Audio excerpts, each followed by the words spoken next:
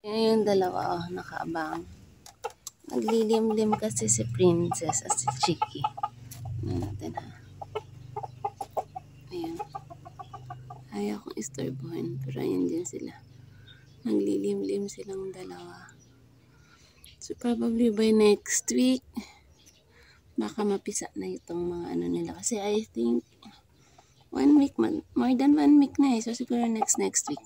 Mga 3 weeks kasi yan. Mapipisa na yan. Ayan. Sana mapisa. Yan. Tapos itong dalawa nakabantay lang dito. Kahit bukas yan, hindi sila lumalabas. Kasi sinasanay ko sila na nandito ako sa loob. Before kasi, nung una nila na binalik ko sila sa kulungan, galit na galit yan sila. Pag pumasok ako, tinutukan ko ni Prince. Ate si Soy, tinutukan ako. Pero, sinasanay ko. Hanggang sa nasanay na sila na nandito lang ako sa loob. Tapos tatabi lang sila.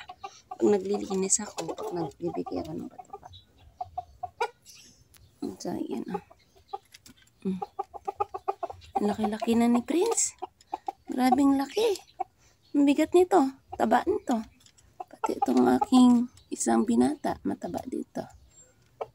Siyempre pati ang mga nanay. Mataba yan. Oh. Papakita lang ako sa kanila. How are you? Ha? Okay lang kayo? Ha? Okay lang kayo? Okay lang kayong dalawa? Okay lang? Nagkasya kayo dyan sa bagay malaki yan eh. At least medyo mainit yan. Pag bumaba yung isa, may maiiwang isa. Okay lang kayong dalawa? Princess. Si Princess. Ito si Chicky, you know, kasi may blue ear yan. Blue yung tenga niya.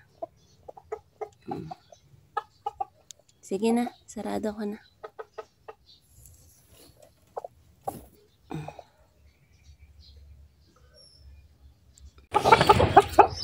Naririnig ko na.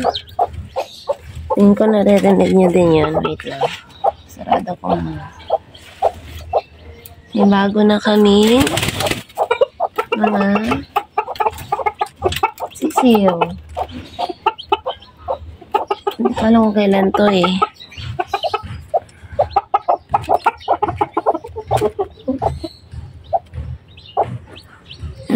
Narinig yan. Tignan natin. Nabuo na.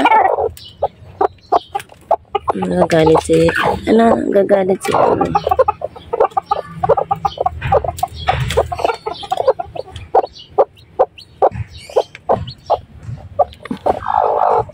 ayun, nasa ilalim. Tinatago nila.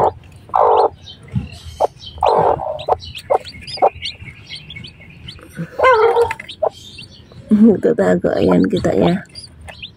Ayan. Ayan. So, isa pa lang yan. Secure nyo muna yan, ha?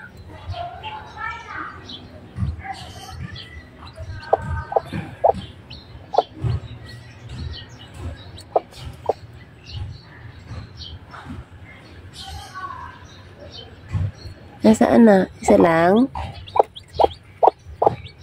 Princess, patingin ng iba.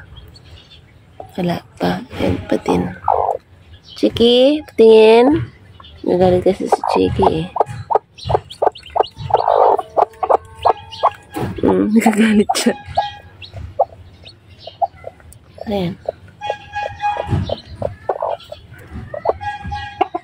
Nandun sa likod nila.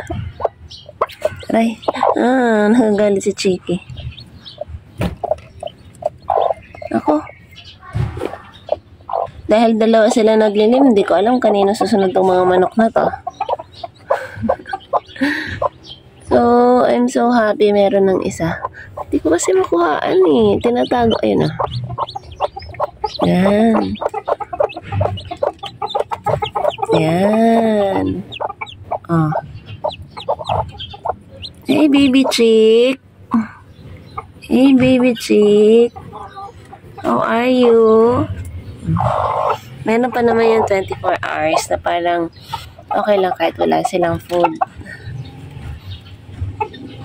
Meron pa yan. As long as hindi pa bumababa itong dalawang to, ibig sabihin, goods pa yung mga eggs nila dyan. Kasi if in case, itatapon nila yung mga eggs nila. Ilang beses ko na yung nakita, tinatapon nila yung mga eggs na alam nilang hindi goods. As in, ihuhulog yan nila. Gagamitin nila yung tuka nila. Yan. Ganun sila, yan.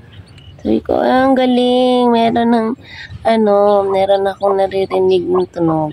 Yan.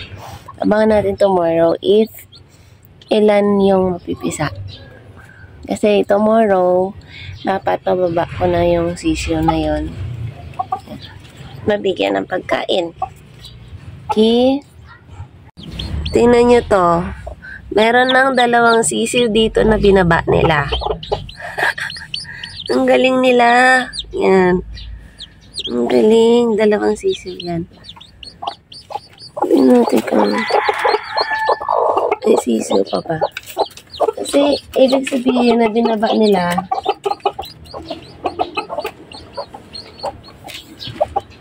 Ibig sabihin, good to go na yan. Ayan, o.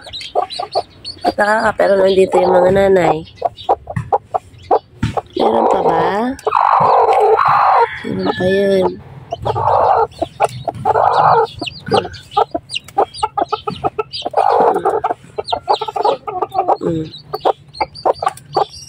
So, ang gagawin ko na lang, ayan, lagyan ko na ng pagkain to dito. Ito, taga-saw? Oh my God, nakapasok sila dito.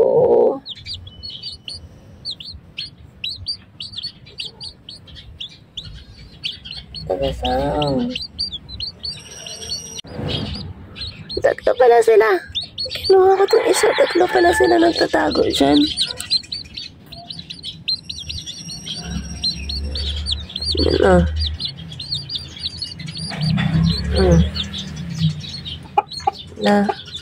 Kunin ko yung planggana, ilagay ko sila sa loob ng planggana. Ginabaan. Yan na, bumaba na.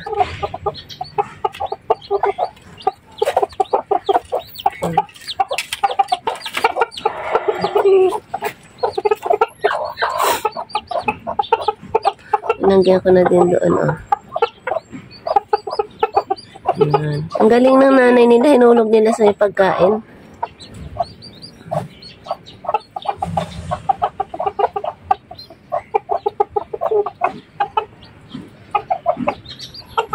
Tingnan mo yan, oh. Nakabantay yan. Ginawan ko na ng tungtungan. Bumaba ang nanay. Ayun. Para mainitan yung mga sisiw. Tinuruan ko na din paano uminom yung sisiw. Diba? Sabi nila, pag hinulog na nila mula sa itlogan yung mga sisiw nila, ibig sabihin, kaya na ng mga sisiw mabuhay.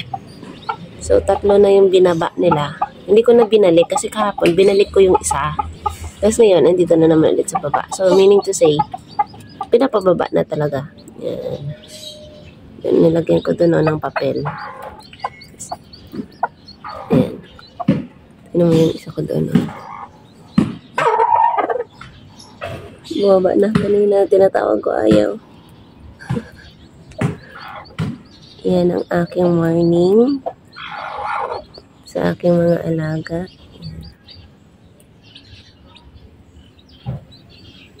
Nakabantay yung dalawang to. Kasi minsan may pusa ditong malaki. So, isa yun sa mga predator ng mga sisiw natin, pusa. Eh, medyo marami nang nabiktima yung pusa na yun. Kaya yan, bantay sarado tong dalawa. Yan, yan.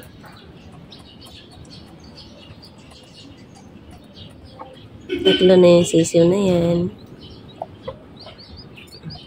Pinaba nila sa malapit sa pagkain. Yung pagkain ng mga sisiw. Yan, nakain din si Princess yan. Pag naglilimlim kasi sila, less movement, less kain. Kasi kailangan nilang magstay sa loob para mainitan ng mga eggs. So, minsan lang yan bumababa. Tapos pag bumaba yan na. Kakain na itong isa. Tisoy! Kaya dyan nila hinulog malapit sa pagkain. Nalagyan ko ng separate na tubigan.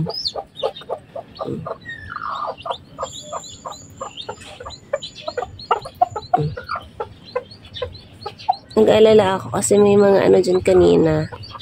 Langgam. So, kaya inelevate ko yun, oh. Yan. Actually, tiles yun. Tapos nilagyan ko lang ng papel.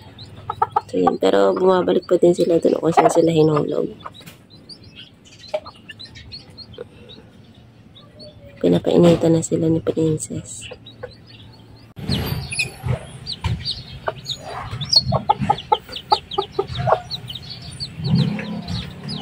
Yung dalawang tatay, nakaabang. Ayan.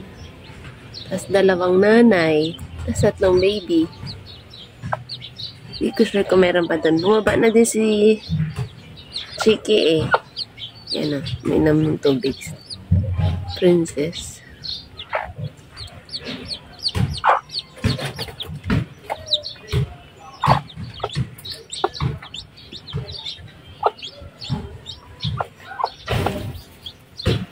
Tutuwa ko sa dalawang tatay, hindi nakakipag-agawan.